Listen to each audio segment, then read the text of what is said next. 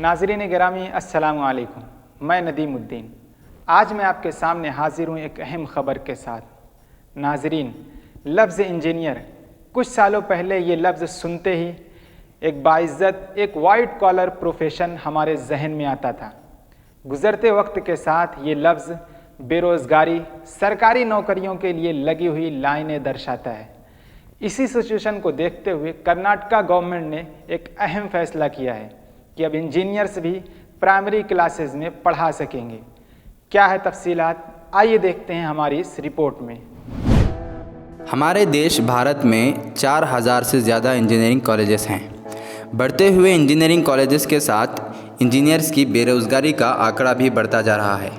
एक ताज़ा रिपोर्ट के अनुसार 80% इंजीनियर्स बेरोज़गार हैं। इसी परिस्थिति ने कर्नाटका के एक इंजीनियर को बेचैन किया और उन्होंने कर्नाटका हाई कोर्ट से लेकर कर्नाटका गवर्नमेंट तक इंजीनियर्स के हक़ के लिए एक लंबी लड़ाई लड़ी। ताज़ा खबरों के अनुसार उन्होंने अपनी इस लड़ाई में सफलता भी प्राप्त की। क्या है इस योद्धा की कहानी, जानिए खुद उसी की ज़बानी। पहले तो मैं ये बताना ज़रूरी समझता हूँ कि मैंने अनएम्प्लॉयमेंट को मद्देनज़र रखते हुए ये लड़ाई नहीं लड़ी है, पहली बात। चलिए अब दूसरी बात, जहाँ तक आपने सफ़र की बात कही है पूरे, मुझे ख़्याल कैसे आया, फिर क्या क्या स्टेजेस रहे, उसको लेकर के मैं ये कहूँगा कि मैं ख़ुद टीचिंग में इंटरेस्टेड रहा हूँ शुरू से। बच्चों को पढ़ाने के सिलसिले में वो मेरा पैशन रहा है, इंटरेस्ट रहा है। तो जैसे ही मैंने एमटेक किया कंप्यूटर साइंस में, बेंगलुरु से मैंने एमटेक पास किया, उसके बाद मैं एक ऑर्गेनाइजेशन से जुड़ा, टीच फॉर इंडिया नाम की एक एनजीओ से मैंने जुड़ा। तो वहाँ पर मुझे 2 साल फेलोशिप मिली। उसमें मैं 4th एंड 5th ग्रेड के स्टूडेंट्स को पढ़ाना शुरू किया। उसके बाद 2016 में national council for teacher education, जो एनसीटी एक सेंट्रल लेवल की बॉडी है, वो डिसाइड करती है कि कौन से लोग बीएड एजुकेशन करें, कौन से लोग टीचर बने। ये उसके पास डिसीजन का इख्तियार है। तो 2016 में एनसीटीई ने ये फैसला किया कि अब बैचलर्स ऑफ इंजीनियरिंग या बीटेक जो भी पास किए हैं वो बीएड का 2 साल कोर्स कर सकते हैं, बैचलर्स इन एजुकेशन कर सकते हैं। तो ये मेरे लिए बड़ी खुशी का मौका था, चूँकि मैं एमटेक के बाद पढ़ाई टीचिंग से जुड़ा हुआ था। फिर उसके बाद बड़ी खुशी का मौका मिला तो मैंने बीएड भी दाखिला ले लिया। 2016, 17, 18 में मैंने बीएड मुकम्मल कर लिया। अब बीएड जब अलाउ किया गया था और बीएड जब मुकम्मल मैंने किया, उसके बाद कोई ऑप्शन बाकी नहीं रहा एम्प्लॉयमेंट का। कि हम देखते थे कि हमारे साथी जो बीएड कंप्लीट किए वो कर्नाटका टीचर एलिजिबिलिटी टेस्ट लिख रहे हैं, central level teacher eligibility test लिख रहे हैं, उसके बाद जो है गवर्नमेंट टीचर्स बन रहे हैं। उनके लिए बेहतरीन मौका रहा हमारे साथियों का। तो हमने भी सोचा कि भाई जब हमें बीएड करने का अवसर दिया गया है तो क्यों ना गवर्नमेंट टीचर बनने का भी अवसर दिया जाए, क्यों ना हमें भी कर्नाटका टीचर एलिजिबिलिटी टेस्ट लिखने का मौका दिया जाए। तो हमने हाई कोर्ट कलबुर्गी बेंच में मैंने as a petitioner case file किया कि भैया हमें भी जो है कर्नाटका टीचर एलिजिबिलिटी टेस्ट लिखने का मौका दिया जाए। तो उस केस में मुझे कामयाबी मिली। हमारे एडवोकेट साहब ने बहुत अच्छे से उसकी लड़ाई लड़ी और हाई कोर्ट ने मुझे अलाउ किया कि आप कर्नाटका टीचर एलिजिबिलिटी टेस्ट लिख सकते हैं। तो वो नोटिसेस गवर्नमेंट को गई। गवर्नमेंट की तरफ से भी जो है एडवोकेट्स अपीयर हुए कोर्ट में। तो इस वजह से मैं ये समझता हूँ कि जो इंजीनियर्स टीचिंग का रुझान रखते हैं, पैशन रखते हैं, वो जो है ज़रूर अब इस जो टीचिंग करने का जो ऑप्शन गवर्नमेंट ने खोला है उसमें वो आ सकते हैं। तो इसमें मेरी कोशिश जो रही थी वो कर्नाटका टीचर एलिजिबिलिटी टेस्ट लिखने का मौका दिया जाए। और उसके बाद मुझे एक और लड़ाई करना था कि टीईटी लिखने के बाद इंजीनियर को कौन से सब्जेक्ट्स अलॉट किए जाएंगे, मुझे लड़ाई लड़ना था। लेकिन गवर्नमेंट ने अल्हम्दुलिल्लाह हमारे एजुकेशन मिनिस्टर सुरेश कुमार साहब ने वो स्टेज पहले से ही कंप्लीट कर दिया कि अब इंजीनियर साइंस और मैथ्स 6 स्टैंडर्ड टू 8 स्टैंडर्ड पढ़ा सकते हैं। तो मेरी अगली फाइट भी मुकम्मल हो गई है।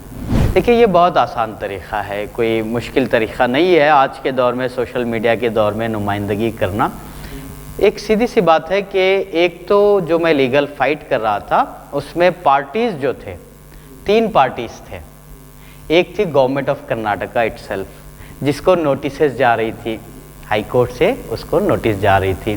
फिर दूसरी पार्टी थी central admission cell, CAC cell, जो इंट्रेंस एग्ज़ाम कंडक्ट करता था, उसको नोटिस जा रही थी। फिर तीसरी पार्टी NCTE इटसेल्फ थी, national council for teacher education. तो एक तो नुमाइंदगी मैं इसको भी मानूंगा कि कोर्ट से मेरा जो आर्गूमेंट्स रहे, मेरे जो एविडेंसेस मैंने जो पेश किए वकील साहब के थ्रू, वो इन सबको पता चल रही थी। एक तो ये तरीका रहा। फिर दूसरा तरीका ये था कि रिसेंटली लास्ट ईयर 2019 दिसंबर में गवर्नमेंट ऑफ तमिलनाडु ने एक इंतहाई अच्छा कदम उठाया। गवर्नमेंट ऑफ तमिलनाडु ने ये कहा कि इंजीनियर्स जो B.Ed कर चुके हैं, जो भी एंट्रेंस एग्ज़ाम्स होते हैं उसके बाद अगर वो क्वालिफाई करते हैं तो उनको मैथ्स पढ़ाने के लिए अलाउ किया जाएगा 6 to 8 स्टैंडर्ड। और ये भी कहा गवर्नमेंट ऑफ तमिलनाडु ने कि हम 10% रिजर्वेशन देंगे इंजीनियर्स को। तो ये मेरे लिए एक बड़ा ही अच्छा पहलू रहा।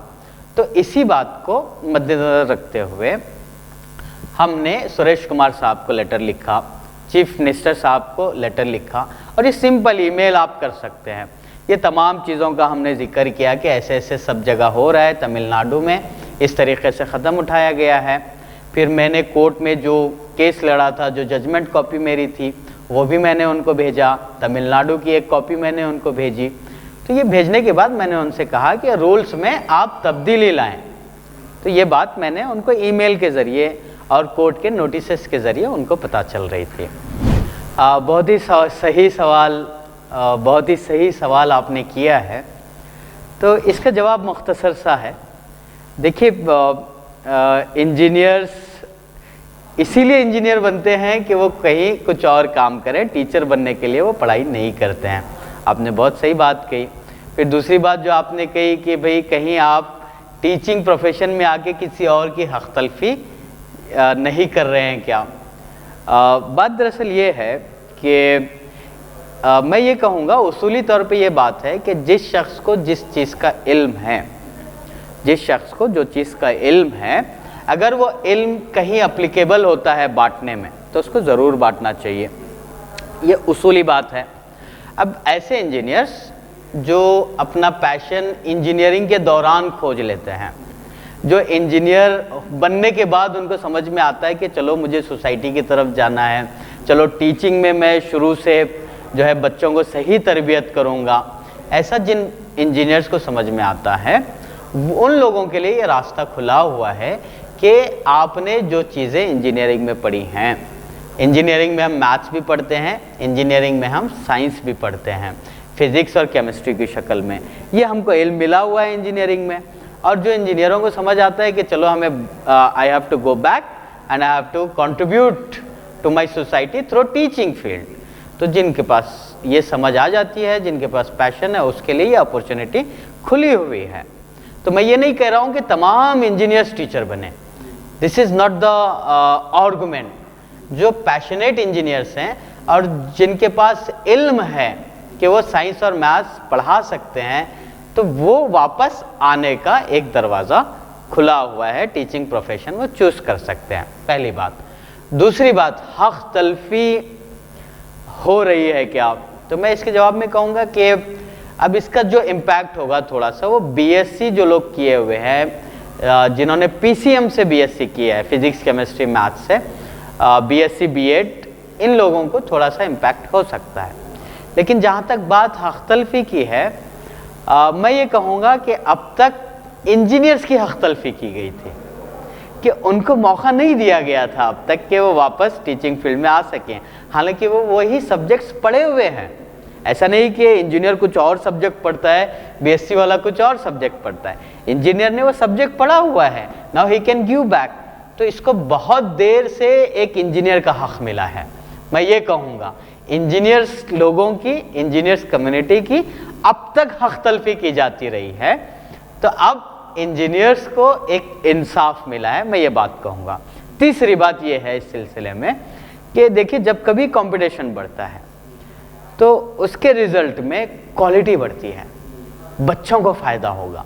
ठीक है, एक सीट पे अब तक 10 लोग कॉम्पीट कर रहे थे, तो अब 20 लोग कॉम्पीट करेंगे, तो जो सबसे ज़्यादा काबिल होगा वो आगे बढ़ेगा, तो क्वालिटी में इम्प्रूवमेंट होगा, ऐसा मेरा गुमान है इसके ज़रिए से।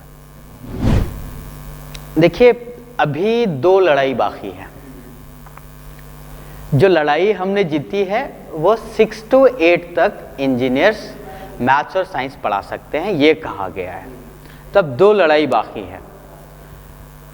एक लड़ाई तो है CSE सेल के साथ, सेंट्रल एडमिशन सेल जो है, जो कर्नाटक का टीचर एलिजिबिलिटी टेस्ट कंडक्ट करता है, जिसकी अथॉरिटी में 1st to 8th क्लास तक के लिए टेस्ट वो रखता है, उसके ज्यूरिडिक्शन उतना ही है। तो उसके साथ हमारी एक लड़ाई अभी बाकी है। कौन सा हिस्सा बाकी है? हम ये कहते हैं कि एक इंजीनियर 1st to 8th तक पढ़ा सकता है, ये हमारा दावा है, और हमारे पास NCTE के गाइडलाइंस भी हैं कि इंजीनियर 1st to 5th भी पढ़ा सकता है, पढ़ाना चाहिए। तो ये अभी हमारा मुद्दा बाकी है। हाई कोर्ट में ये आधा मुद्दा अभी हमारा बाकी है, इस पे हम लड़ रहे हैं कि एक engineer 1st to 5th science और मैथ्स भी पढ़ाएगा। 6 to 8 तक का मुद्दा हल हो गया, तो CSE सेल के साथ 1st to 5th तक की लड़ाई अभी हमारी बाकी है। फिर जहाँ तक 9th और 10th की बात है, आपने बात सही कही है कि 9th और 10th का भी मैथ्स और साइंस क्या इंजीनियर पढ़ा सकता है, उसके लिए कौन सी बॉडी है जो रिक्रूट करती है 9th और 10th के लिए। इंशाल्लाह मैं ज़रूर इस बात की स्टडी करूँगा कि 9th और 10th का रिक्रूटमेंट्स कैसे होते हैं, और उसमें इंजीनियर्स क्या वाकई फ़िट होते हैं या नहीं होते हैं, या क्या एक्स्ट्रा क्वालिफ़िकेशन उनको हासिल करनी होती है। मैंने उसके बारे में अभी नहीं पढ़ा है, ज़रूर इन पैरामीटर्स की स्टडी करूँगा, और अगर मवाफिक पैरामीटर्स अगर मुझे मिलते हैं तो ज़रूर मैं उसके लिए भी कोशिश करूँगा।